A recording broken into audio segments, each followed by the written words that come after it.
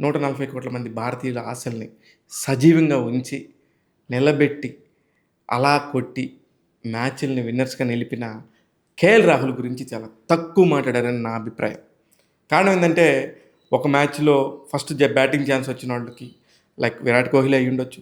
అలాగే రోహిత్ శర్మ గురించి మనం తక్కువ మాటాడాల్సిన అవసరం లేదు. కానీ వాళ్ళందరినీ పొగుడుకునేటప్పుడు నిజంగా మిస్టర్ డిపెండబుల్ లాగా ఒక వాల్ లాగా నించొని విజయానికి అతి చేరువగా తీసుకొచ్చిన వ్యక్తి గురించి చాలా తక్కువ మాట్లాడిన పత్రికలు అయ్యుండొచ్చు, సోషల్ మీడియా అయ్యుండొచ్చు ఎవరైనా కూడా. ఇప్పుడు నేను చెప్పింది కరెక్టా కాదనేది మీరు కూడా తెలియజేయండి.